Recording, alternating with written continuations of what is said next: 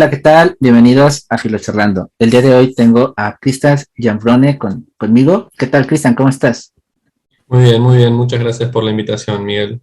No, gracias a ti, gracias por aceptar. Y antes de comenzar, Chris, te voy a presentar formalmente con el público. Para los pocos, espero que no te conozcan.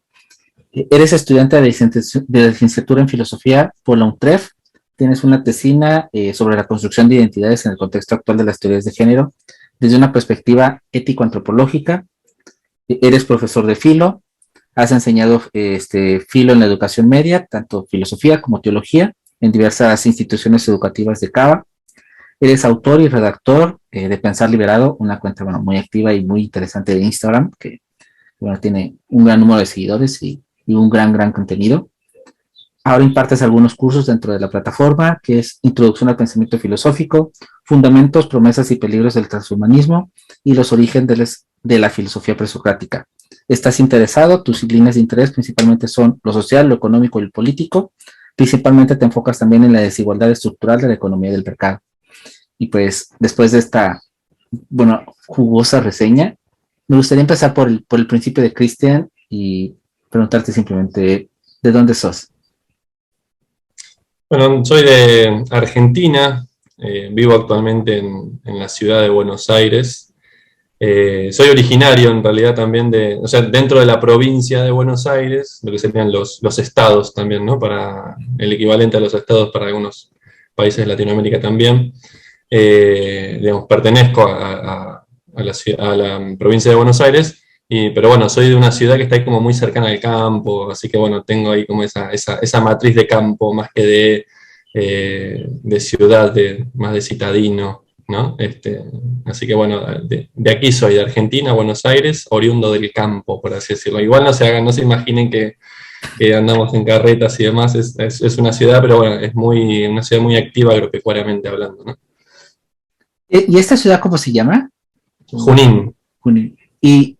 Y si pudiera Cristian ponerse en la piel de un ministro de Cultura de Junín y seducirnos, convencernos por un ratico de qué es lo que podemos encontrar en esta ciudad, ¿qué nos podrías decir? Bueno, ya que dijiste ministro de Cultura, voy a nombrar a Borges. Borges tiene en algunos de sus textos y sus cuentos, digamos, ha nombrado a Junín, nombra a Junín, de hecho le dedica le escribe una poesía, porque resulta que su abuelo es oriundo de Junín también, ¿no es cierto? Y bueno, y también internacionalmente, digamos, se podría conocer Junín también como una ciudad en la que se educó, creció y vivió Eva Duarte, de Perón.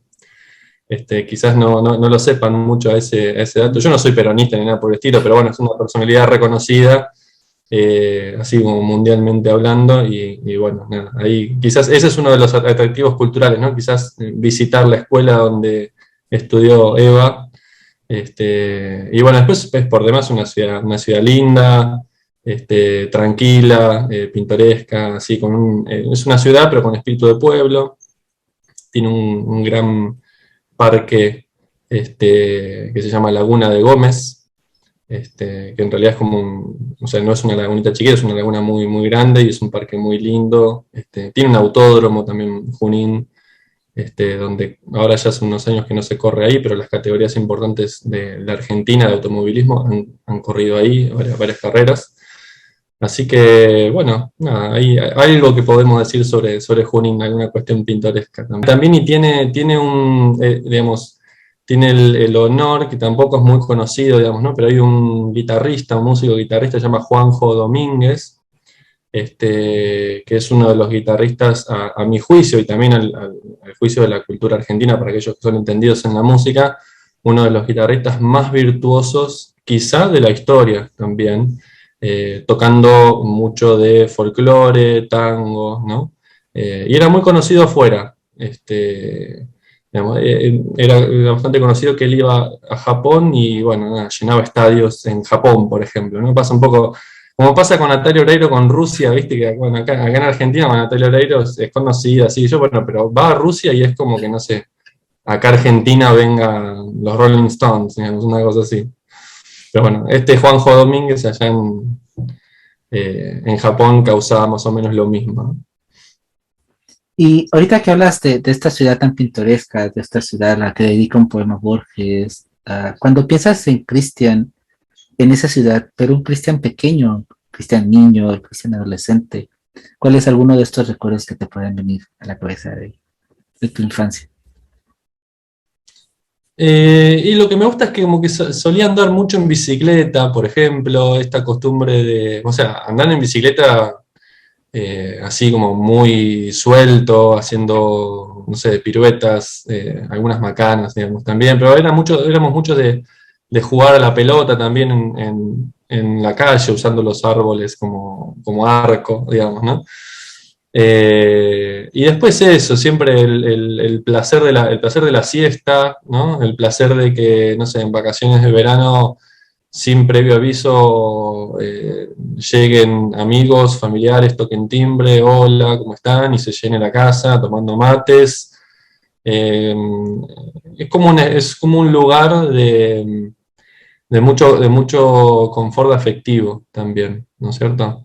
Yo no sé si volvería a vivir allá en Junín, estando acá en Buenos Aires y demás, pero sí que lo recuerdo así, digamos, obviamente es parte de de mis raíces, es parte también o sea, formó un poco mi personalidad, que es una personalidad como bastante tranquila, algo conversábamos off the record, digamos, ¿no?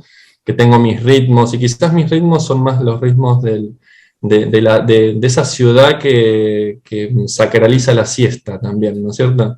Y bueno, acá en Capital Federal, en Buenos Aires, no pasa eso, digamos, ¿no? Es algo que ni se conoce. Y ahora creo que la pregunta de las preguntas te la adelantaba, la clásica de la filosofía, y creo que es la revancha que muchos de tus alumnos van a tener contigo en esta tarde, en esta noche. ¿Quién sos vos? ¿Quién te define? ¿Qué te define? Ay, me hace un poco así me causa resquemor la cuestión de la definición, definirse, digamos, ¿no? En esto de quién soy yo. Sí podría decirte qué estoy siendo, digamos, ¿no? Ahora, en este momento. Obviamente que hay patrones, hay, como te decía, raíces, cuestiones de la historia que me fueron marcando en mi forma de ser, en mi personalidad. Pero también voy cambiando, y ahora te voy a contar un poco la historia de por qué digo que voy cambiando. Quizás uno diría, bueno, si tuviera que decir algo de mí que más o menos permanece, es que voy buscando qué hacer con mi vida y siempre llegan momentos en donde voy haciendo grandes cambios también, ¿no? Eso es algo que ha estado constante a lo largo de mi vida, que voy haciendo cambios, voy buscando, eh, digamos, preguntándome también qué quiero, qué no quiero, ¿no? Eh, pero bueno, así que eso, digamos, soy una persona, digamos, después hablando de cuestiones así un poco más de cotidianas o menos profunda, por así decirlo, digamos, soy una persona como bastante tranquilo. Eh, Disfruto mucho el estar conmigo mismo, la soledad, por ejemplo, o sea, soy una persona sociable y demás, pero no, me gusta mucho estar solo en casa, con libros, leyendo, debatiendo también en redes sociales, porque la verdad que disfruto bastante eso, el debate, aunque a veces me gustaría que no fuera tanto debate, sino que fuera más bien diálogo. Para mí hay una diferencia fundamental entre dialogar y debatir. Pero bueno, a veces la emocionalidad propia de uno mismo y de los interlocutores nos va llevando a debatir más que a dialogar, ¿no? Donde uno debate tiene que ganar, aparentemente, y en el diálogo, si las dos partes están buscando dialogar justamente, me parece que es mucho más enriquecedor en el sentido de que no hay que ganar, uno se quita de la presión de tener que ganar y por lo tanto está más predispuesto a aceptar el argumento del otro y a buscar algo que sea superador de las posiciones iniciales que tuvieron cada una de las dos partes, digamos, ¿no? Así que bueno, me gusta eso, charlar, dialogar. Podría decir que soy una persona que a lo mejor para el común de la gente uno diría, no sé, como aburrido, digamos, ¿no? A veces me dicen, uy, qué aburrido, digamos, ¿no? en el sentido de que por ahí no me sumo tanto a las salidas de boliche, donde haya mucha gente, ¿no? No me gusta mucho la música que se escucha digamos, que esté de moda, ¿no? Prefiero quedarme en otro tipo de música, otro tipo de actividades, otro tipo de encuentros también. Prefiero tener un encuentro con alguien donde podamos charlar y conversar profundamente antes que ir a donde haya bullicio, donde la cosa esté medio masificada y demás. Pero bueno, afortunadamente tengo amigos que me cargan, digamos, ¿no? Pero me quieren así como soy, y bueno, ya saben que yo no voy a los boliches, ¿no? Así que bueno, nada, así soy un poco, ¿no? Estoy pensando todo el tiempo quién soy, qué quiero ser, me voy problematizando. Y hay alguien que cuando tiene que hacer los cambios, los hace. No sin temor, pero bueno, lo bueno es que el temor no me paraliza, digamos, ¿no? Así que bueno, por eso fui, ahora lo podemos profundizar un poco más si querés, pero digo, por eso, digamos, te hago así como una línea de tiempo rápida con algunos mojones, ¿no? Para ejemplificar y que se entienda mejor esto de los grandes cambios. Yo siempre tuve una inclinación muy técnica, desde ya de la adolescencia. Me gustaban mucho las carreras de autos, me siguen gustando las carreras de autos, sigo viendo Fórmula 1, por ejemplo, y demás. E hice un colegio secundario con formación técnica, soy técnico en automotores. Después quería estudiar y quería dedicarme al mundo de la competición de automotores, siendo ingeniero. Empecé a estudiar ingeniería, hice 3 años de ingeniería, dejé la ingeniería, me puse digamos, a participar de unos grupos de iglesia en su momento. Pasé de la ingeniería a participar de grupos de iglesia, me enganché un montón con eso, quise ser cura, me empecé a formar para ser cura, empecé a estudiar teología. Después dejé eso, me enamoré de la filosofía, ¿no? Con la filosofía empecé a dar clases en escuelas secundarias, dejé mi anterior trabajo, ¿no? Estuve en pareja bastante tiempo, después dejé de estar en pareja, dejé de trabajar en los colegios secundarios y fui anidando en mí este proyecto de Pensar Liberado que hoy por hoy me voy animando a poder concretar, vivir de esto, digamos, también, ¿no es cierto? Así que bueno, ahí te puse como grandes mojones y grandes cambios de 180 grados, digamos, ¿no? Di como varios giros copernicanos en mi vida. No, pues geniales. Y en estos cambios, en estas mutaciones que has tenido, no sé qué tan difícil puede ser a veces, lo complejo que es para muchos aceptarlo. ¿Cuál sería uno de tus mayores defectos y también una de tus mayores virtudes? Creo que al mismo tiempo, es un defecto y una virtud al mismo tiempo, digamos, ¿no? En este aspecto, el tema de hacer los cambios, ¿no? Por un lado, creo que un defecto es que creo que a veces pienso demasiado las cosas, ¿no? Le doy muchas vueltas. Y eso hace que, por ejemplo, cuando algo no me guste, antes de hacer un cambio, y vaya si he hecho cambios profundos en mi vida, con esta línea de tiempo que te dice, pero que me han tomado mi tiempo, me han tomado mis años también.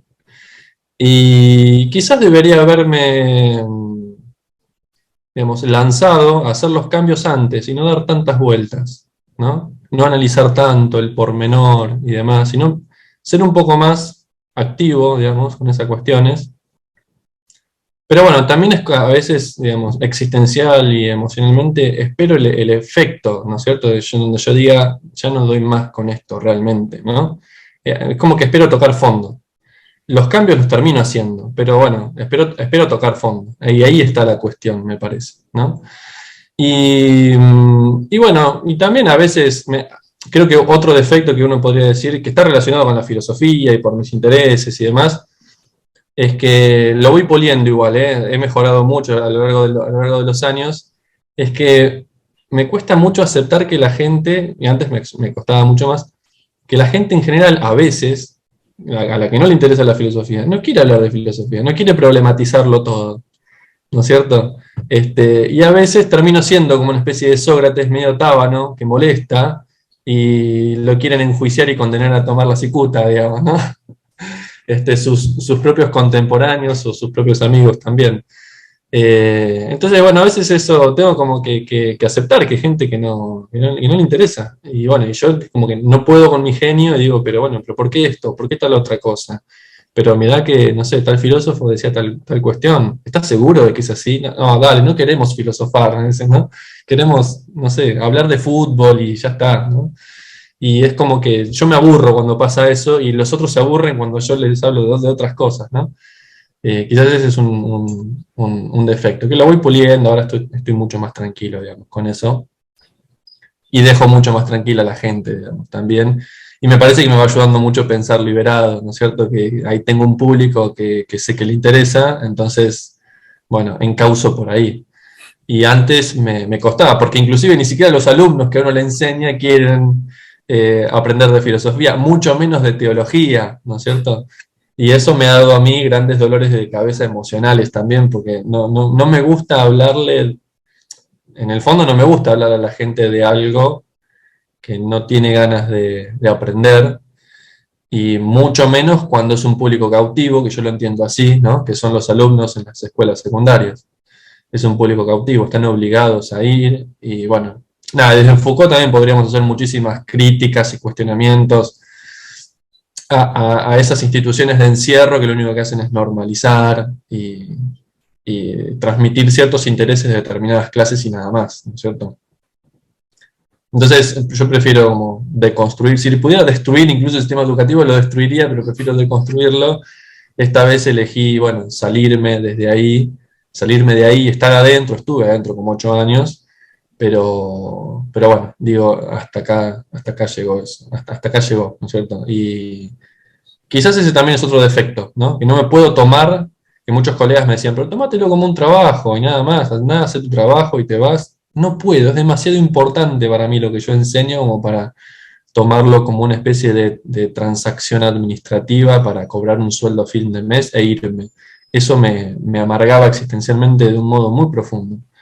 Y dije, no, me tengo que ir de acá, me tengo que ir de acá. Así que bueno, no sé, creo que son defectos que en parte me fueron llevando al ejercicio de cierta virtud también, ¿no? Y ahorita vamos a retomar algo de lo que dice de este defecto de querer convencer de la filosofía a los demás. Pero antes de ello, te lo adelantaba también, era así que off record. ah, el dato más inútil que podamos saber de vos, algo bizarro, una manía, un fetiche, lo que sea, que digas, esto a nadie le va a cambiar la vida saberlo de mí, pero es divertido saberlo. Ay, qué difícil. A veces me hacen esas preguntas, digamos, ¿no? Una anécdota estudiando filosofía o algo bizarro de tu vida, y qué sé yo. Y seguramente debo tener cosas bizarras, pero no soy tan consciente, ¿no? De eso. O quizás es que me gustan las cosas bizarras y no las veo como bizarras.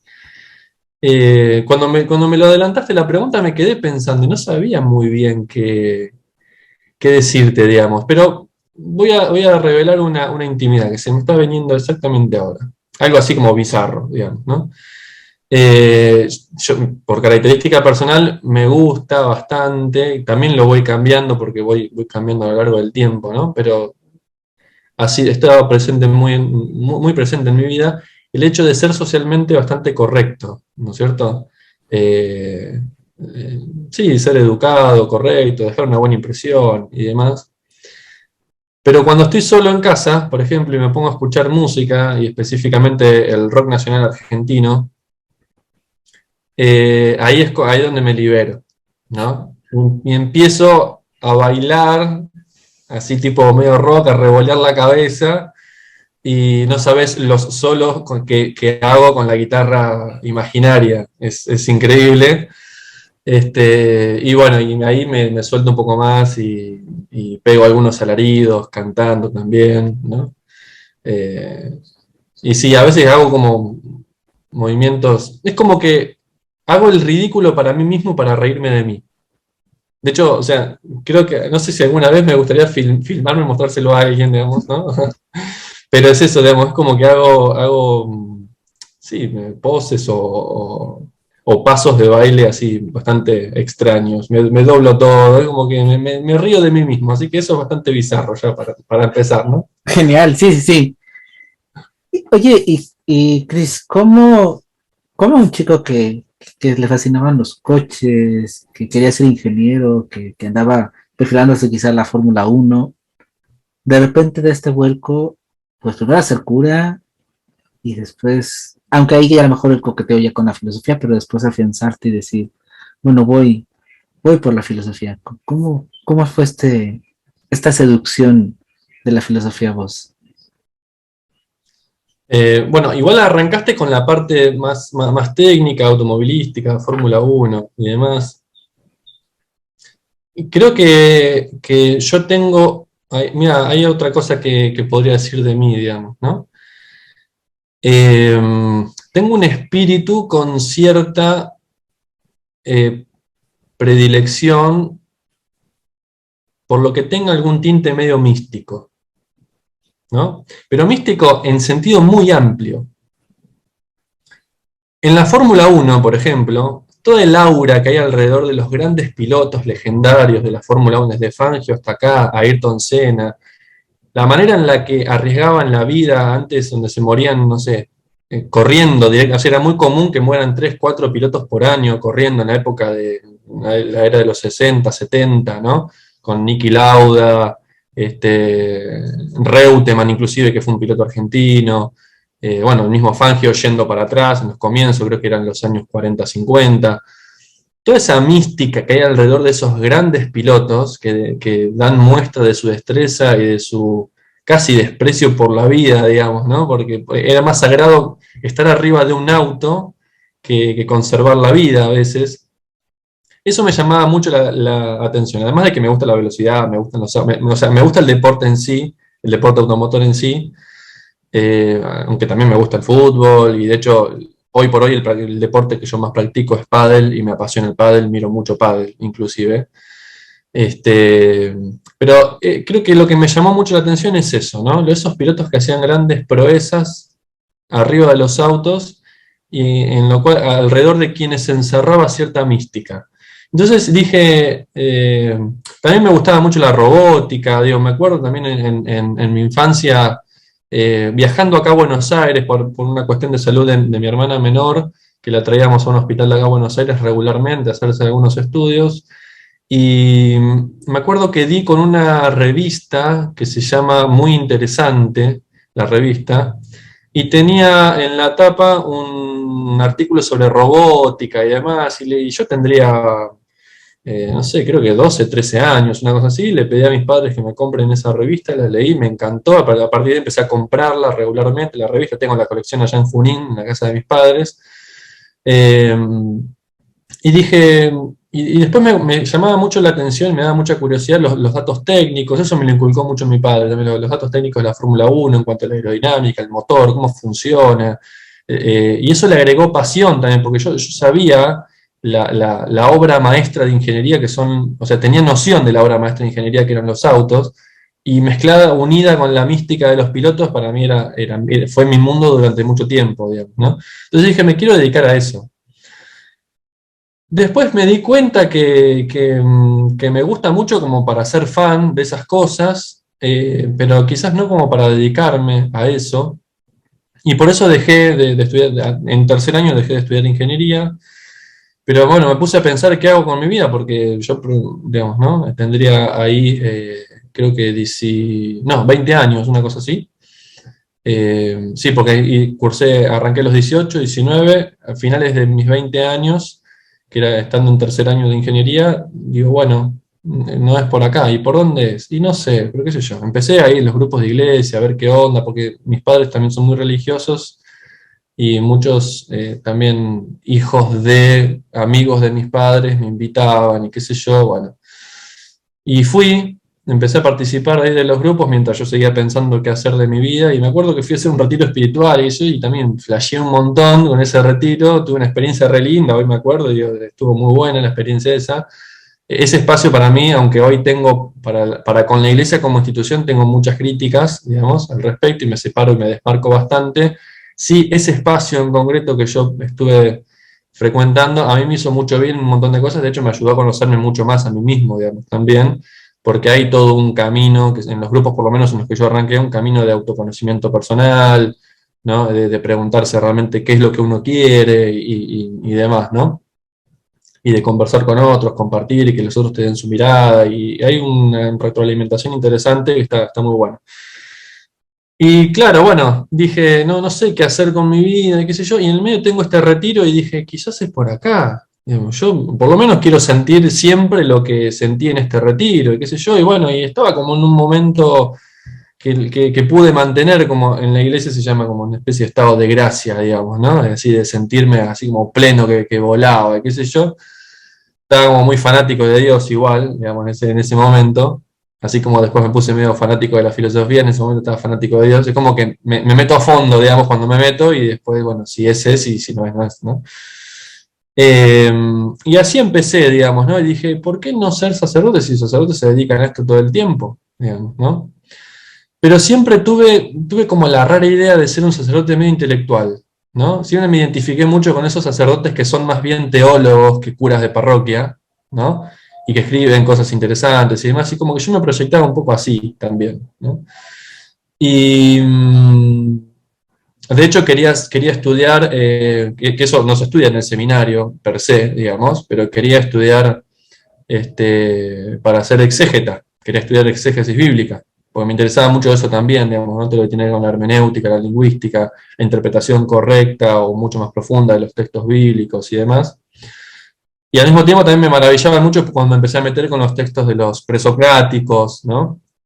Que ya en el mundo de la filosofía y demás, digo, siempre me llama la atención ese tipo de cuestiones de los orígenes, de lo que sea, ¿no? Me gusta mucho ir a eso. Pero bueno, nada, después eh, también tuve como una experiencia del nacimiento de mi sobrino en el medio, mientras yo estudiaba para ser cura, y dije, lo tuve en brazos a mi sobrino, me pasó algo también muy similar a cuando tuve ese retiro. Dije, wow, no sé, en algún momento quisiera ser papá, qué sé yo, en algún momento de mi vida me gustaría hacerlo. Y si me sigo dedicando a esto, no, a ser cura no voy a poder, qué sé yo. Y ahí también empezaron planteos, ¿no? En el medio todo se iba conjugando, iba convergiendo. En el medio me enamoro mucho de la filosofía también. Fue un quiebre para mí incluso leer Genealogía de la Moral de Nietzsche. Ese creo que fue el primer libro que leí de principio a fin completo de filosofía, ¿no?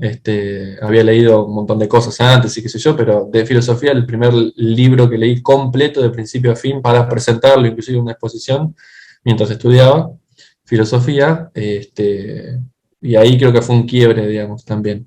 ¿Y por qué estudiaba filosofía? Porque los sacerdotes en su formación primero estudian filosofía y después arrancan con la base filosófica, arrancan la teología también, ¿no? Y llegué a tener formación teológica también, y por eso enseñaba en los colegios secundarios teología, además de filosofía, ¿no? Y bueno, así me fui encontrando con la filosofía y dije, bueno, yo al final me quiero dedicar a esto, después dejé todo, ¿no? O sea, dejé el mundo del sacerdocio, me metí cada vez más a fondo en la filosofía, empecé a darme cuenta que había una cosa distinta en la filosofía mientras más me dedicaba a ella, respecto a lo que fue con la ingeniería en su momento y con la formación sacerdotal también más adelante. Había algo distinto también, ¿no? En la filosofía, que me terminaba por enamorar, ¿no? Y que creo que en el fondo, con la filosofía, me parece que algo que me seduce mucho es que no me siento obligado digamos, a comprometerme con un conjunto de ideas 100%. O sea, que lo puedo cuestionar y criticar todo, hasta la misma filosofía, ¿no? Y eso a mí me da una sensación de libertad que me gusta mucho. No de libertinaje, pero sí de libertad, que me gusta mucho. Con criterio, ¿no? Tratando de tener fundamento. A veces creo que los tengo y no los tengo tampoco, digamos, ¿no? Pero por lo menos esa búsqueda está. Esa cuestión de no casarse con nada, digamos, ¿no? De no comprar el paquete completo. Bueno, creo que eso me llamó mucho la atención de la filosofía, y así fui llegando al mundo de la filosofía, ¿no? Tenés el micrófono ahí. Ahí está. Ahorita una pregunta que se me viene regresando a los orígenes de ti y más como curiosidad quizá y desde tu perspectiva de fan, y quizá nada que ver con lo filosófico, pero ¿qué contestas cuando alguien te dice que el neoprimibilismo es tan aburrido porque dan como no sé qué tantas vueltas y Perdón, vueltas? ¿qué contesto cuando qué? Cuando, no sé, cuando alguien te pregunta o cuando se preguntan muchas personas, ¿no? Que que pueden criticar al automovilismo por estos nada más dan vueltas y vueltas y vueltas y terminan como mareándonos. ¿Dónde le encuentran el sabor o lo divertido a ese tipo de actividad? Bueno, primero le diría, habría que estar arriba de un auto a gran velocidad y experimentar ese vértigo para poder comprender, digamos, también de qué se trata. Claro, si uno lo mira de afuera, pasa lo mismo con el fútbol, pasa lo mismo con cualquier deporte, más los de pegarle alguna pelotita, sea pádel, tenis, fútbol, squash, es lo lúdico, y lo lúdico tiene sentido en sí mismo también, ¿no es cierto? Es eso, es algo recreativo, es algo lúdico que genera experiencias también, que obviamente no a todos les gusta el automovilismo, no a todos les gusta el fútbol, no a todos les gusta cualquier otro deporte, digamos. Pasa lo mismo con cualquier deporte, insisto, digamos, ¿no? Es el desafío de tener que eh, ganarle a algo o a alguien, ¿no? Es el ponerse una meta y ver si lo hago.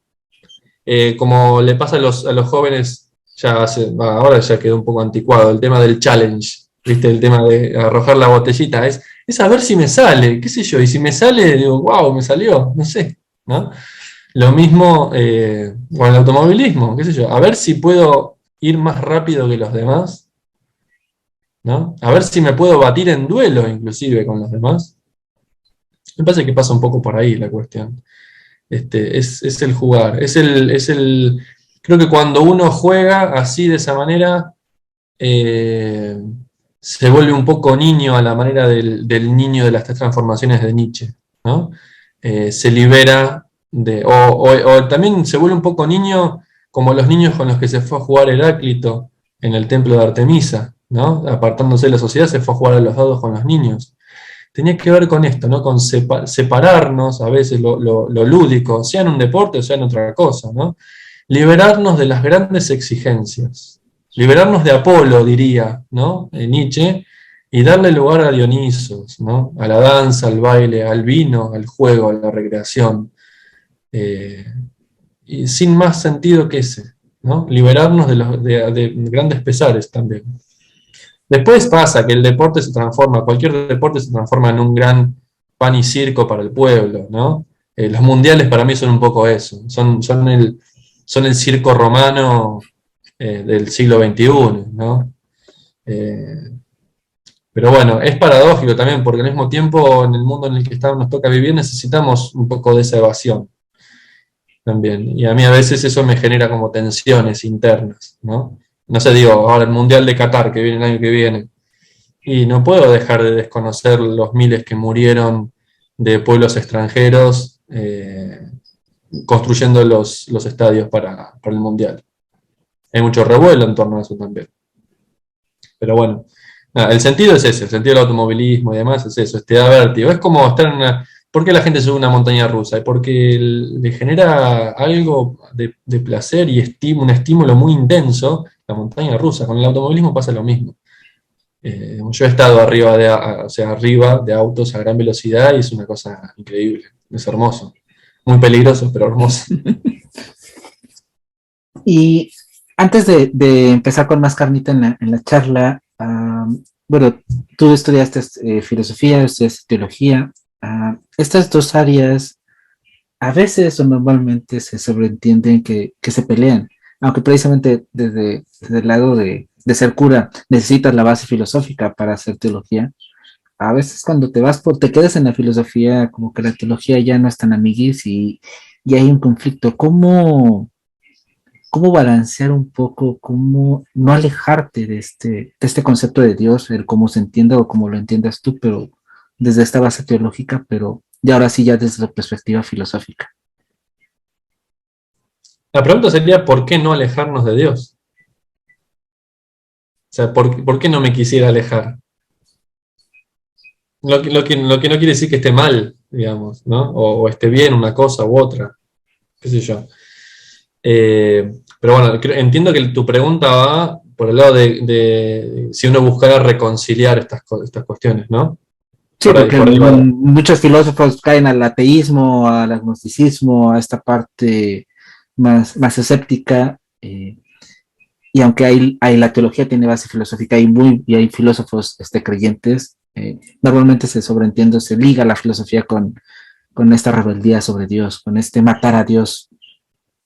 Sí, a mí me parece que eso fue más propio de un momento de la humanidad, más con los modernos, me parece que viene más por ahí la cuestión, ¿no? Eh, que inclusive también después hubo una riña muy fuerte, incluso entre filosofía y ciencia, porque se constituyó la ciencia como hoy le conocemos, digamos, como el saber más prestigioso, y también hubo como una separación, un divorcio entre la filosofía y la ciencia. Pero bueno, filosofía, ciencia, teología, está todo junto, digamos, en el comienzo, ¿no? En Hesíodo mismo, digamos, ¿no? Tomo también teología que no es judio-cristiana, ¿no? Homero y Hesíodo también son pensamientos míticos teológicos, donde se desarrolla, digamos, la religión griega con el helenismo y los dioses del panteón de dioses, etc. Para mí es una actitud bastante infantil, ya de entrada, y sí, narcisista, infantil, narcisista, ese modo en el cual se han separado algunos filósofos de la religión, ¿no? Porque, insisto, ¿no? Mucho, viste que está esta frase que uno dice, o que es muy común escuchar, que la filosofía es la madre de todas las ciencias. Bueno, sí, la filosofía podríamos considerarla como la madre de todas las ciencias, pero la abuela de las ciencias es la teología, porque la teología fue madre de la filosofía. De hecho, muchos de los presocráticos escriben sus textos donde aparentemente se da este famoso paso de la mitología al logos, ¿no? A la razón, o del mito al logos, que es ese pasaje que supuestamente realizan los presocráticos, pero paradójicamente transmiten su búsqueda del fundamento desde una óptica racional, abstracta, argumentada, lógica, coherente, pero en formato de poemas épicos, religiosos. El caso de Parménides, con su famoso poema de la naturaleza y su famoso comienzo de ese poema, que es el proemio. Él narra, digamos también poética, metafóricamente, un viaje donde se encuentra con una diosa que le revela la verdad, ¿no? En Hesíodo ya se va ay, se me borró el nombre ahora del libro famoso de Hesíodo. Ayer justamente lo nombré en el curso y ahora no me lo puedo acordar. Ya me lo acuerdo. La Teogonía. La Teogonía de Hesíodo plantea en sus diferentes momentos una estructura donde está planteada el problema de la verdad, planteado el problema del origen y explicar la multiplicidad del todo. Y esos son problemas filosóficos, que después los presocráticos tratan de modo abstracto, pero en la teogonía ya está, de Hesíodo, ¿no es cierto? Fíjate vos que la filosofía, la raíz etimológica es amor por la sabiduría. Ahora voy a los textos judeocristianos. En la Biblia cristiana, pero también en los textos judíos, están los textos que se llaman textos sapienciales. Textos sapienciales son los textos que hablan sobre la sabiduría. Y vaya si no hay una búsqueda de la sabiduría, también en la teología, ¿no? Y al mismo tiempo, diría yo, la teología y la elaboración especulativa de la existencia de algunos dioses ya es un signo de un gran avance cultural, porque es un signo de un avance cultural que va hacia la abstracción. Y la abstracción es lo que luego, después, nos permite la filosofía, que la filosofía desarrolla o amplía, heredada de los griegos, la matemática, por ejemplo. Pero ahí aparece un Pitágoras, donde para Pitágoras los números no eran una cualidad meramente abstracta, eran entidades divinas que, ¿no? Frente o sobre la cual o a través de la cual genera incluso Pitágoras un propio movimiento religioso que terminó siendo el pitagorismo, perteneciente a las religiones mistéricas, donde había prácticas ascéticas, rituales, etc. De hecho, ahora no recuerdo el nombre tampoco, pero quizás me lo acuerde como me pasó con la teoría. No me acuerdo quién fue el que generó el nombre, ¿no? Del que generó en concreto la gran crisis del pitagorismo. ¿Cuál fue la gran crisis del pitagorismo? El descubrimiento de los números irracionales, la raíz cuadrada de 2. Al que descubrió eso lo mataron, porque era haber descubierto una cosa que en el fondo era equivalente a la nada y era vista como una cosa medio maligna.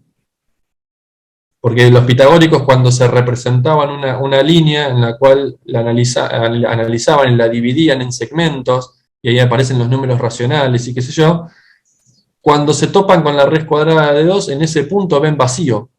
Y no puede ser, porque el mundo ya deja de tener coherencia, fue como una especie de maldición.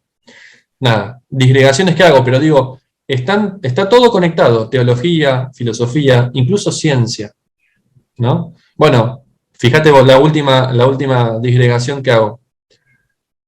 La postulación de la teoría del Big Bang la formula un tal Georges Lemaitre, contemporáneo de Einstein, físico astronómico, y era sacerdote católico de Bélgica, y se inspira en el libro del Génesis para proponer esa hipótesis de la gran explosión, el Big Bang. De hecho, Big Bang no es el nombre original que se le da. Big Bang era un nombre peyorativo que se le puso en la comunidad científica, ni bien él propuso esta teoría, que después se lo apropió y quedó, ahora decir Big Bang tiene prestigio, pero originariamente en la comunidad científica de esa época, la época de Einstein, era un sobrenombre peyorativo. Así que todo está conectado con todo, digo, ¿no? Hablas ahorita, has mencionado muchas paradojas, estas paradojas en la vida. Eh, Hay una sección en tu Instagram, antes de incluso ir a la historia de la cuenta, que es muy popular y es muy interesante porque rescatas y recolectas varias paradojas filosóficas. Y más allá de lo interesante que pueden ser y de lo sesudas que nos puedan resultar a lo mejor a los que estamos inmersos en ello, yo te preguntaba hace rato también, antes de entrar pues, a transmitir, ¿no? Que ¿cómo podríamos decir que estas paradojas es útil, es entretenido? ¿Por qué es útil pensar en lo inútil? Porque al final del día pues, son pensamientos abstractos, son ideas que se quedan ahí, que pues sí nos ponen a divagar y a pensar, pero quizá en una praxis normal, en una capital, en una ciudad capital, como dices, cuando esto es trajín del día al día, el pensar en algo tan inútil, ¿por qué es útil? Bueno, ahí también te hago otra contrapregunta. ¿Por qué tiene que ser útil la filosofía? Ya tenemos demasiadas cosas útiles, ¿no es cierto? Bueno, dejemos que algunas cosas no sean útiles, ¿no? Eh, Digo, no debe haber un porqué último, ¿no? Pero sí vuelvo a la idea de juego, vuelvo a la idea de mantenerse en una cuestión lúdica, en este caso un ludismo, podríamos decir, ¿no? Más intelectual. Para mí las paradojas estas son como el sudoku, ¿viste? De los jubilados, perdón los jubilados que escuchen. ¿Viste? Que van esas revistitas que está el sudoku, el pasapalabra, no sé, bueno, todas esas cuestiones para mantenerse activo, ¿no? Y me parece que las paradojas pueden cumplir ese rol, ¿no es cierto? Mantener activo el pensamiento, porque no dejan de ser rompecocos en el fondo, ¿no? O son como una especie de rompecabezas en el sentido más literal de la palabra. Y te dejan como que, che, de repente no tengo respuestas. En un mundo en el que hay respuestas para todo, donde presumiblemente lo único que tengo que hacer es buscar en Google y la respuesta a todo está, ¿por qué no plantearnos paradojas? ¿No?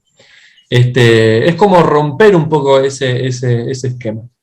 Por otro lado, digamos, si uno se pone mucho más a fondo con el planteamiento de las paradojas, digamos, pueden llegar a ser muy útiles. Primero porque nos permiten, si uno se pusiera más a fondo, que yo no lo hago, no lo trato, digamos, de esa manera, sino que lo propongo más como algo lúdico, pero si uno se pusiera a mirar más de fondo esas paradojas y lo que están detrás de esas paradojas, también hay cuestiones éticas de fondo, que nos permitirían pensar, o sea, vos nombraste el transhumanismo, el aborto sigue estando, ¿no? Y, por ejemplo, hay paradojas, digo transhumanismo, aborto, porque me refieren a algo más, eh, digamos, más antropológico, por ejemplo. Plantear la paradoja de Sorites, que es la del montón. ¿Cuántos granos de arena son un montón? ¿Dónde está la línea demarcatoria? Donde tengo 1.000.000, pero 1.000.001 no son un montón, pero cuando lo veo, no me doy cuenta si es 1.000.000 o 1.000.001. No tiene sentido plantear 1.000.000, 1.000.001. Entonces digo, ¿cuántas células son un ser humano? ¿No? Y ahí, digo, yo no quiero dar la respuesta, pero se pueden pensar cuestiones éticas desde ahí. De hecho, implícitamente está lleno de paradojas la vida, y sobre todo en los planteos éticos está lleno de paradojas, ¿no? La del barco de Teseo, y ahí aparece el transhumanismo. Si yo le cambio todas las partes a un barco, hasta que ya ninguna parte, o sea, gradualmente se la voy cambiando, hasta que no conserva ninguna de sus partes originales, sigue siendo el mismo barco, y ahí se plantea la cuestión de la identidad humana, la identidad antropológica, ¿no? ¿Qué nos hace realmente humanos? ¿Qué montón de células nos hace humanos? ¿Qué partes de nuestro cuerpo nos hace humanos? No. Me parece que estas cuestiones son interesantes, ¿no? Bueno, la que planteé de Heráclito también, ¿no? Si no hubiera, esta es más una paradoja literaria, más que lógica, porque hay también paradojas de distinta índole, de distinto orden, ¿no? Hay paradojas más bien matemáticas, paradojas lógicas, paradojas lingüísticas, ¿no? No sé, una paradoja lingüística. Todos los seres humanos son mentirosos, ¿sí? Estoy afirmando algo, pero entramos en una paradoja, y porque yo soy ser humano, ¿estoy diciendo la verdad o estoy diciendo mentira? ¿Cómo se soluciona eso? Bueno, eso son paradojas lingüísticas, ¿no? Hay distinta índole de paradojas, pero insisto en que en el campo de la antropología, en el campo de la ética, en el campo de la política, también se van planteando muchas paradojas. La de Heráclito que quería nombrar es esto, ¿no? Que lo podemos plantear en términos sociológicos o en términos políticos. Si no hubiera injusticias, no podríamos hablar de justicia. En realidad tiene que ver con esto, ¿no? Esto responde al principio de identidad. El principio de identidad me hace también darme cuenta de la diversidad, ¿no? Por ejemplo, si yo planteo 2 más 2 es igual a 4, ser igual no es ser idéntico, ¿sí? Porque 4 es idéntico con sí mismo, 2 más 2 es idéntico con sí mismo. Aunque 2 más 2 sea igual a 4, 2 más 2 no es idéntico a 4. Entonces ya planteo la diferencia ahí. Eso está de fondo en la paradoja de Heráclito. Si no hubiera injusticias, no podríamos pensar en la justicia. O al revés, si lo queremos plantear también, ¿no? Si no existiera el mal, no podríamos conocer el bien, o viceversa. Estamos en un mundo en el cual deseamos que no haya injusticias y que haya puro bien, pero ¿cómo podríamos buscar eso y pensar siquiera en la justicia si no hubiera injusticias? ¿Cómo podríamos pensar en el bien si no hubiera males? ¿Cómo podríamos pensar en el todo si, por lo menos conceptualmente, no existiera la nada? Y así, ¿no? Me parece que las paradojas tienen esta importancia, ¿no? Una cosa meramente lúdica, pero si uno se las toma en serio, plantean este tipo de cuestiones en distintos campos del conocimiento. Ahorita citaste 4, pero bueno, te quiero preguntar si hay alguna otra que sea, no la favorita, pero que sea de las que más disfrutas, cuestionar a tus amigos, cuestionarlos a tus alumnos, o que a ti mismo siempre te genera como que esta constante rompecocos. Y que no la cuentas, que no la detalles así como ahorita, alguna vez. Y alguna que me parece una clásica, digamos, ¿no? Que me parece así como divertida, que hasta hace 2 o 3 años atrás no la había resuelto, y me ayudó mucho Enric de Filodictos en uno de sus videos, explicando cómo se resuelve la cuestión. Ahí ya me dejó de parecer divertida, pero no importa, por lo menos está la resolución. que es la de, digamos, qué pasa cuando una fuerza imparable, ¿no? Se topa con un objeto inamovible, ¿no? En primer lugar, digamos, es como, en realidad es una paradoja que encierra una falacia, en el fondo, ¿no? O por ejemplo, en otros términos se puede plantear la paradoja como si Dios, que es un ser omnipotente, podría crear una piedra tan pesada que ni él mismo la pueda levantar. Eso es una falacia lógica, en el sentido de que está planteándose algo que termina en contradicción. Y no se puede, digamos, si es una contradicción, es una falacia, y si es una falacia, es como preguntar cuál es la redondez de un triángulo. No tiene sentido el planteo. Cuando uno lo plantea lingüísticamente, desde el lenguaje, tiene algún sentido, pero lógicamente no lo tiene, y entras en contradicción, y por lo tanto se constituye como falacia. Es un razonamiento que no es válido, en realidad, hacer, ¿no? Porque en el fondo, si tomamos el caso de Dios, Dios es, inclusive cuando uno dice omnipotente, es que puede hacer todo lo que sea posible de hacerse, pero esta cuestión no es posible de hacerse, la de crear una piedra que ni él mismo pueda levantar, porque sería lógicamente contradictorio. Ok. Ahora, sí, esa de la piedra siempre está, es como que el argumento para los ateos, ¿no? Siempre lo que meten. Claro, tal cual. Eh, Bueno, de hecho, yo se la escuché a Enrique, hablando con un cura, Mira, incluso. Eh, de ese Dani, creo que se llama, también es youtuber el cura este. sí, ese es un cura Sí, español. Sí, sí. sí. Y lo interesante también de ahí de Filodictos, de Enrique, es que él se reconoce abiertamente que es un filósofo teísta. Creo que no es católico ni nada por el estilo, pero sí es teísta, porque entiende que, por ejemplo, en los famosos argumentos, sobre todo las vías de, de Santo Tomás, él las entiende y las explica muy bien, que yo no las podría explicar tan bien como las explica él, pero entiende que ahí hay argumentos más que sólidos para sostener la existencia de un Dios, partiendo de la base del primer motor inmóvil de Aristóteles. Que también, dicho sea de paso, Aristóteles hace teología.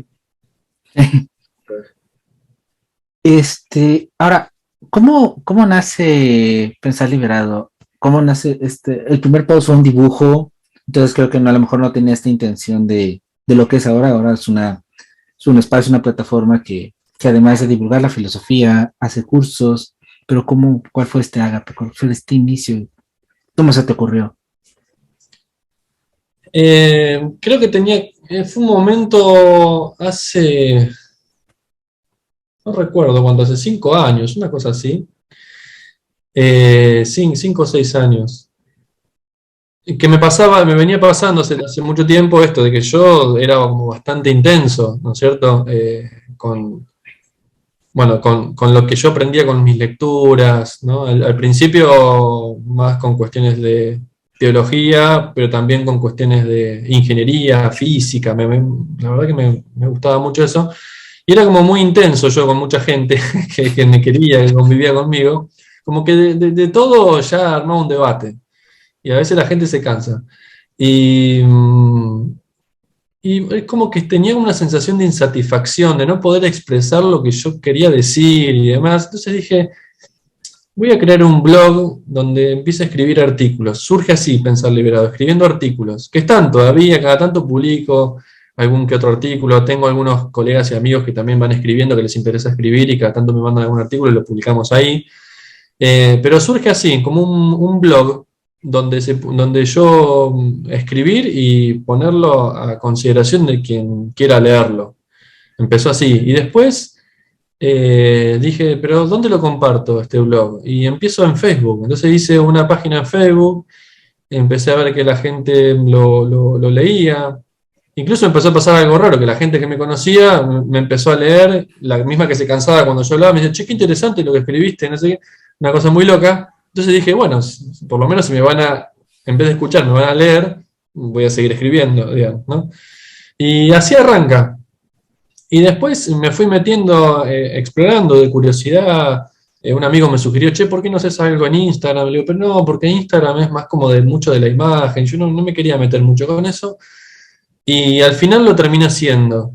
Y le descubrí el gusto y la verdad que me encantó y vi también que como es muy versátil, hoy por hoy también con el tema de los reels y demás. Así que así empezó Pensar Liberado. Empezó como un canal de cauce para no molestar a otros y escribir para gente que realmente tenga ganas de meterse en estas cuestiones, ¿no? Además, eso, yo ya era insoportable de antes, imagínate cuando empecé a estudiar filosofía, chao, ya está.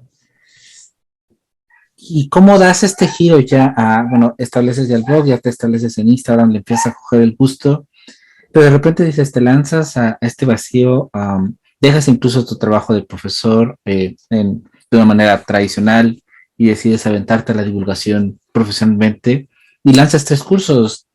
¿Cómo es este salto? Y bueno, platícanos un poco de los 3 cursos que tienes, pues para emocionarnos, para que nos dejes así como con el tráiler. Mira, siempre tuve esta idea desde que arranqué, desde el primer año que arranqué a estudiar filosofía, que cuando empecé a estudiar filosofía, yo, por mi formación técnica y demás, trabajaba en un servicio técnico de equipos de laboratorio, y ya cuando estaba cursando finalizando el tercer año de la carrera de profesor, ahí dije, bueno, me voy a meter en el mundo de las escuelas, empecé a buscar trabajo ahí y por suerte pude conseguir, digamos, ¿no? Para dejar, o sea, la suficiente cantidad de horas como para dejar el otro trabajo, que tampoco me satisfacía demasiado, porque además ya era parte de otro proyecto anterior que ya no era, digamos, ¿no? Entonces dije, bueno, quizás está acá, en dar clases. Pero desde ese primer momento, desde el primer año que empecé a tomar el gusto por la lectura filosófica, que leía Nietzsche, qué sé yo, dije, qué lindo sería que me pagaran por estudiar, por leer, o sea, no pararía de leer todo el tiempo, ¿no? Y era una cosa irrealizable, imposible para mí, porque no veía el modo. Quizás el único modo que veía era, bueno, sigo avanzando por acá hasta poder hacer un doctorado, entonces pido una beca, me pagan por eso, por estudiar y escribir. Eh, y dije, bueno, cuando arranqué con lo de Pensar Liberado y de repente en Instagram creció mucho más rápido que en Facebook, empecé a encontrarme en Instagram con, mucho más, con muchas más cuentas de otros colegas, vi colegas que daban cursos. Bueno, vos también hiciste una charla con Juan Denis, el primero que descubrí que vivía de eso era Juan, que también se había como apartado del mundo de la educación formal de las escuelas, y de repente, no sé, 1000 seguidores, 2000, 3000, 4000, 5000, 6000, dije, esto a lo largo de los años, ¿no? Pasaron como 5 años, ahora es como que explotó exponencialmente porque tardé como, bueno, con Instagram tardé como 2 o 3 años en llegar a los 10.000 y que llegué ahora en julio de este año y ahora ya estamos en 6000, en 16.000. O sea, es exponencial como va creciendo. Pero cuando estaba cerquita, estaba por los 7000, 8000 y vi que más o menos a paso bastante regular crecía, dije, bueno, si llego a los 10.000, voy a creer que es posible. Porque para mí era un imposible llegar a 10.000 seguidores. Y con este deseo que venía teniendo desde el primer año, digo, de vivir, de leer filosofía y escribir o dar cursos y qué sé yo, a gente que realmente tuviera ganas, no como lo que pasa en las escuelas secundarias, que hay gente con la que sí puede lidiar, pero yo no, lo intenté 8 años lo intenté, dije, realmente no es por acá para mí. Realmente quiero enseñarle a gente que le interese tanto como a mí la filosofía, digamos, ¿no es cierto? Porque para mí es algo que me lo tomo en serio. Entonces, cuando voy al aula de clase y empiezo a hablar de filosofía, yo me constituyo ahí como ser humano. Y de repente no contar con el presupuesto de la buena voluntad de los que están ahí, que son adolescentes y lógicamente se van a rebelar y todos les va a dar pereza, etcétera, pero yo nunca lo pude resolver.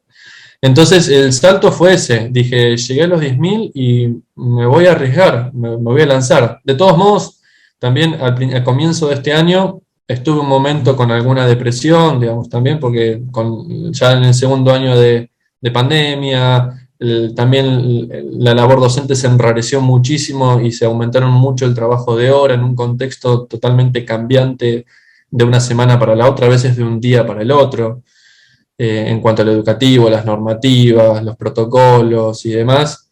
Bueno, fue todo un caos y la verdad que dije, yo no quiero más esto, o sea, lo estaba sufriendo, dije, no quiero más esto, tengo estos 10.000 seguidores, es un público interesante, tengo que poder encontrar 20, 30, 40 personas en 10.000 que quieran hacer un curso cada tanto, ¿no?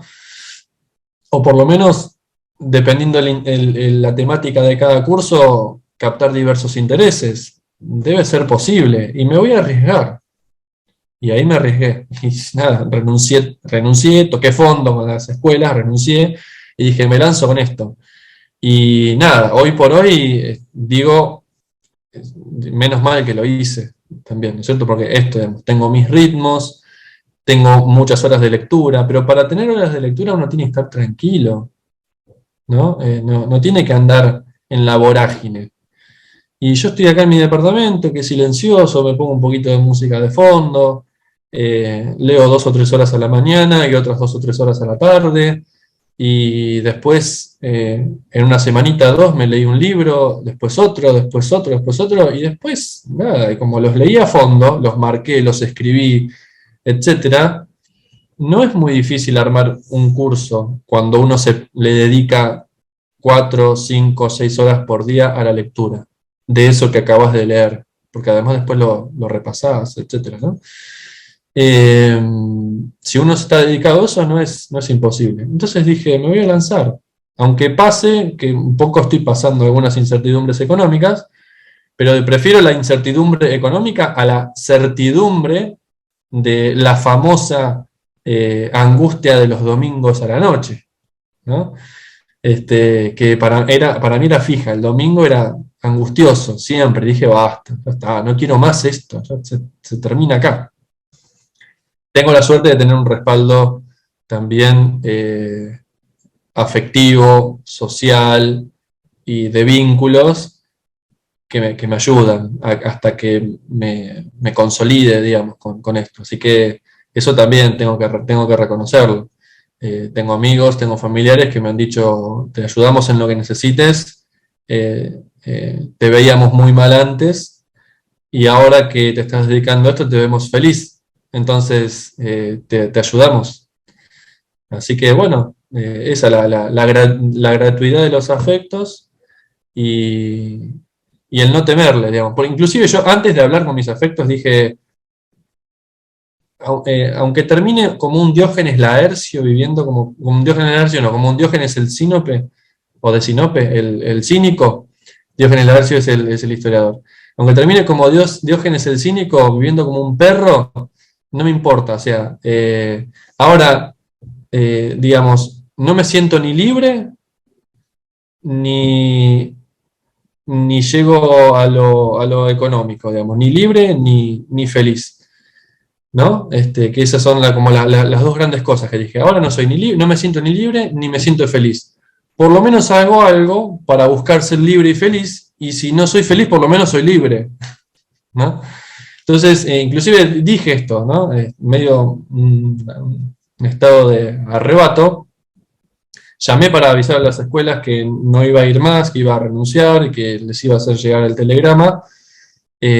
Antes de tener esta seguridad de estos afectos que me ofrecen su apoyo, también incluso un poco económico, ¿no? Eh, y estaba dispuesto a estar en la calle, o sea, a ese nivel, sí, estaba dispuesto a estar en la calle, no me importaba nada, ¿no? Toqué un poco fondo, pero a veces, bueno, está bueno tocar un poco fondo porque te sentís que no tenés más nada que perder y a veces arriesgás y salís ganando también, ¿no? No sé si lo recomendaría como método infalible porque tuve mucha suerte, pero a veces uno llega a un punto en el cual dice, basta, no me importa más nada incluso, ¿no? Pateo el tablero y contra viento y marea me hago cargo de esto, como sea, ¿no? Tuve suerte. el micrófono. Ahí. Otra vez, vemos. Sí, sí. Me concentro tanto en vos.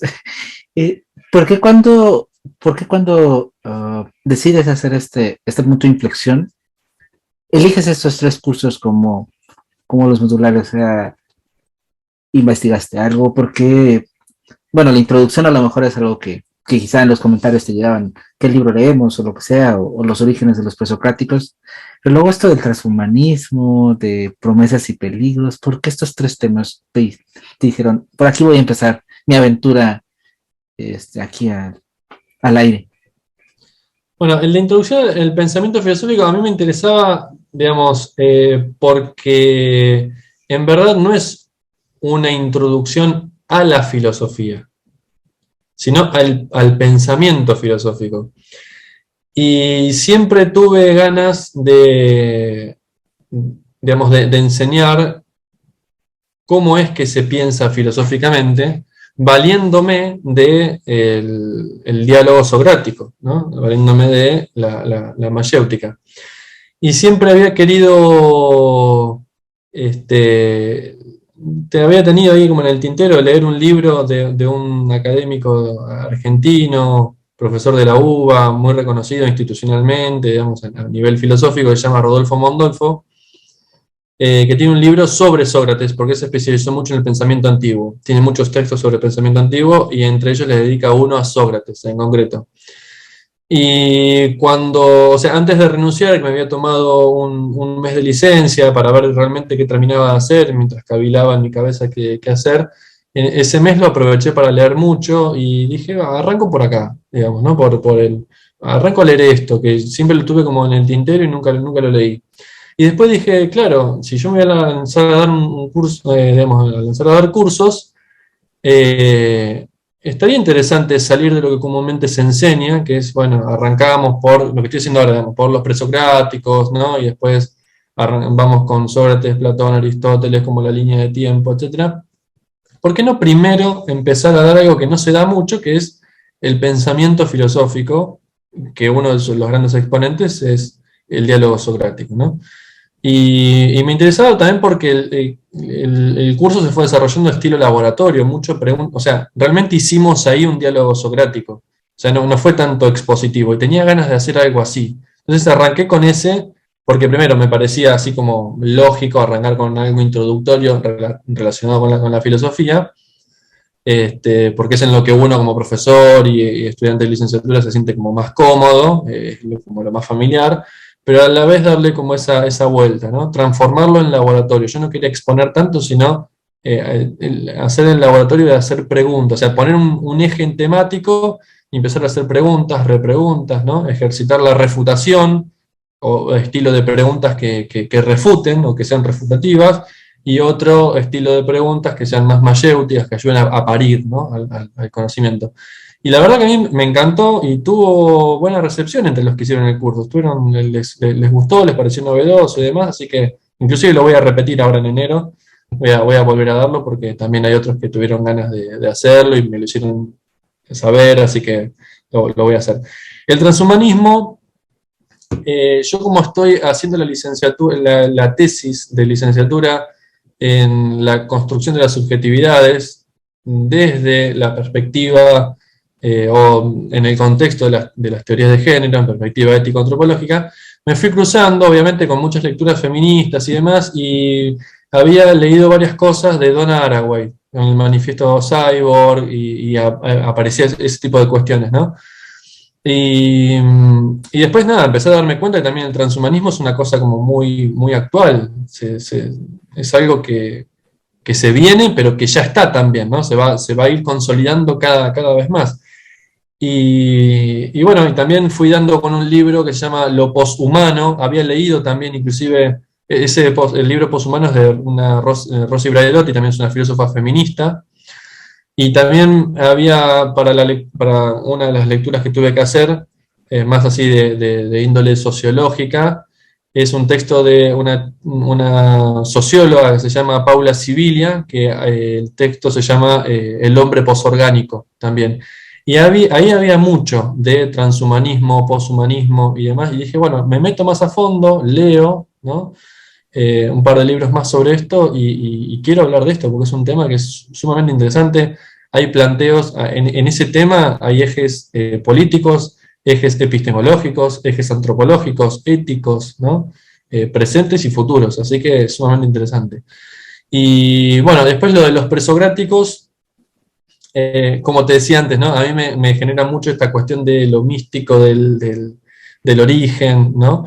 Y también tenía acá a disposición unos de estos libritos, es una colección que andan dando vuelta por ahí, de Mm. Pitágoras, Heráclito, Parménides, y los había estado chusmeando antes, y dije, ¿qué hago? ¿Doy un curso de presocrático? No doy, qué sé yo.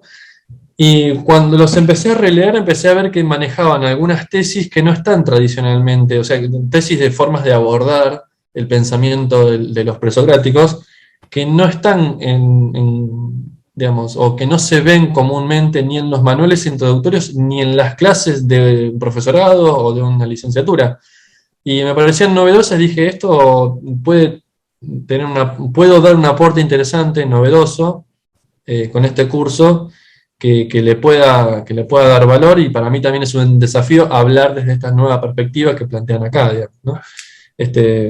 Así que sin ir más lejos, por ejemplo, plantea o sea, da toda una argumentación de cómo es que casi surgen al mismo tiempo la ciencia y la filosofía, lejos de que la filosofía sea la madre de la ciencia en general, ¿no? Y de hecho dice, como que invierte la cuestión, dice, la filosofía, por todo el desarrollo que va haciendo en el libro, la filosofía termina siendo como la frutilla del postre de lo que primero fue el origen de la ciencia. Después vino como autorreflexión crítica de esos supuestos saberes que dieron el cimiento a lo que después se desarrolló como lo que hoy conocemos como ciencia, ¿no? Ok. Y una pregunta que me gustaría hacerte como la final, antes ya de concluir.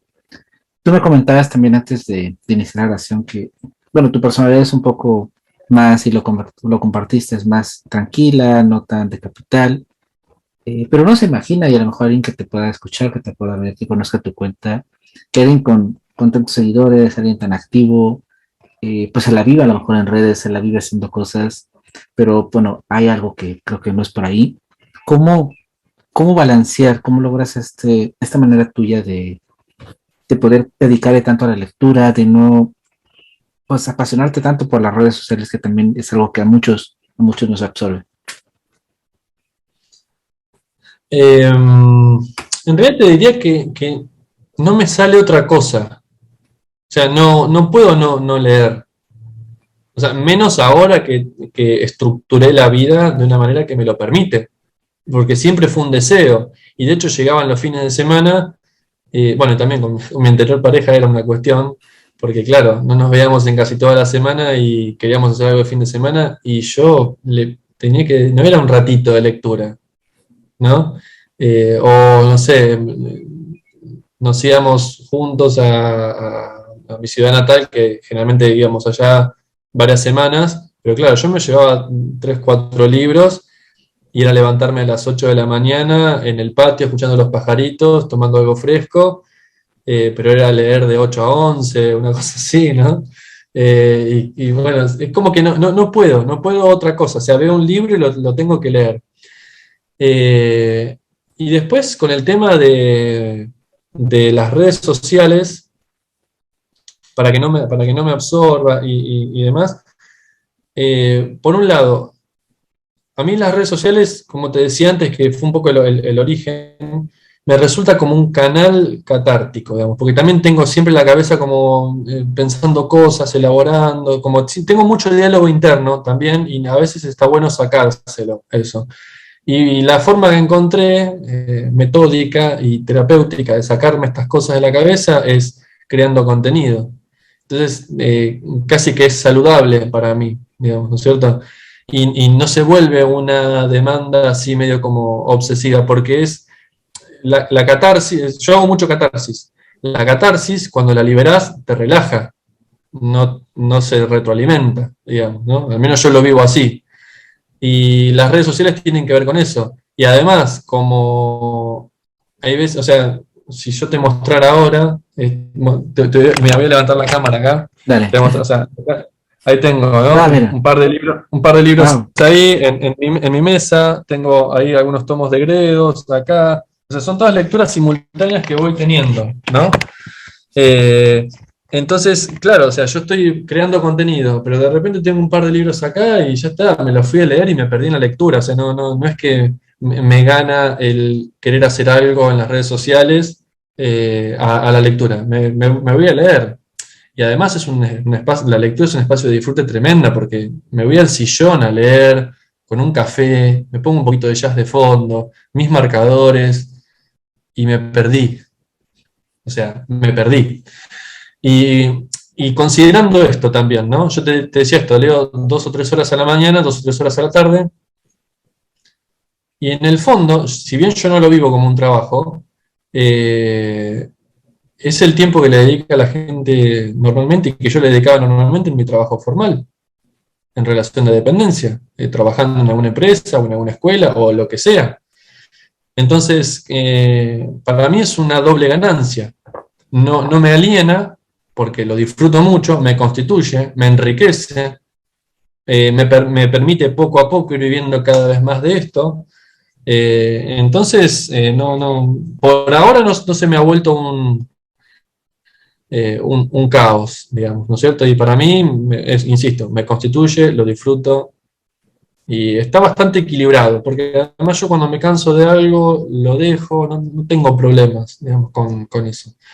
Y ahora estoy llevando una vida como muy tranquila, me levanto a las 8:30, 9 de la mañana, me armo unos mates, salgo al balcón un ratito, o sea, no estoy corriendo, yendo a buscar el colectivo, etc. Entonces, como que todo es ganancia. Y cuando ya terminé de desayunar un poquito, tranquilo, agarro un libro, 9, 9:30, le doy hasta las 11:30, 12, almuerzo, duermo una siesta. Tengo el ritmo de Junín, el ritmo de campo, el ritmo parsimonioso, y lo estoy pudiendo hacer acá ahora. Me ganaste eso Te lo con voy la a de la contar. siesta. Dijiste la siesta pensando que dijiste de Judín. Sí, sí, tal cual. La siesta es sagrada, sagrada. Y, Me costaba mucho a mí resignar la siesta con mis anteriores trabajos. oye, Cris, y ahora sí como parte última de la charla, aunque luego no lo va a aparecer en la descripción y va a aparecer en pantalla, pero bueno, dinos tus redes, la página, cómo llegan a tus cursos, cuáles cursos, cómo los ciclas, los cursos.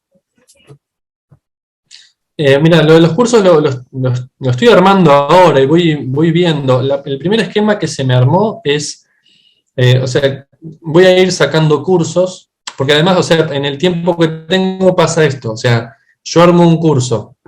Bueno, ahora en diciembre, porque quería terminarlo antes del 20 de diciembre, porque ya se vienen las fiestas y la gente como que se estresa mucho con eso, lo resuelvo en 2 semanas. Si no, lo normal va a ser una clase por semana. Entonces, claro, yo doy un curso, una clase por semana, son 2 horas, 2 horas y media por semana, y ya lo tengo armado el curso. Durante ese mes, mientras doy ese curso, el resto de los días estoy leyendo cosas de mi interés, de las cuales también voy a seguir armando cursos, ¿no? Y tengo como un desafío que es que tengo la colección Gredos acá, que la fui comprando porque iban sacando un tomo cada 15 días cuando salió la colección, entonces lógicamente compré más rápido de lo que podía leer, y además antes disponía de mucho menos tiempo con mi anterior trabajo. Entonces tengo el desafío para el tema de dar los cursos y demás, pero porque a mí me interesa leerme esa biblioteca completa, empezar, ahora ya arranqué con introducción, presocráticos, pero empezar después a leer Platón, curso de Platón, Aristóteles, curso de Aristóteles, y así hasta acabarme los 50 tomos, digamos, ¿no? De Gredos. Pero el esquema va a ser es un curso que vaya hilando, o sea, un mes, un curso que forme parte de un hilo cronológico del desarrollo de la historia de la filosofía. Y el otro mes, un tema random que puede ser transhumanismo, como fue en este caso. Después tengo pensado armar cursos sobre anarquismo también, y después ir viendo algunas que otras cosas más que vayan surgiendo ahí en el medio. Pero es eso, un curso de filo que vaya dándose cronológicamente, un curso random, curso filo, curso random, curso filo, curso random. Y tus redes, bueno, tienes página, tienes YouTube, tienes, bueno. Sí, la página web es pensarliberado.com.ar. Si ponen eso, automáticamente van a ir a la página web. Ahí en la página web está todo. Están los artículos, están los podcasts, están las publicaciones de Instagram, también están ahí. Está todo lo de YouTube, también está todo ahí. Pero casi en cualquier plataforma, en Instagram. Bueno, ahora hace poquito abrí la de TikTok también. Pero bueno, Instagram, Facebook, Twitter, TikTok, YouTube, todo eso lo pueden buscar como Pensar Liberado o @Pensar Liberado. O si no, entran directamente a pensarliberado.com.ar. Y lo de los podcasts que están en Spotify, eso se llama Pensar Podcast. Okay. También está. Así que ahora también tengo ganas de publicar algo sobre Sócrates también, transformar algo de lo que estuve hablando sobre Sócrates, transformarlo en podcast para trabajar sobre ese formato también que me gusta mucho. Genial, Chris, pues muchísimas gracias por la charla, estuvo genial y pues gracias por compartirnos toda tu historia y tu experiencia. Bueno, muy bien, un abrazo grande.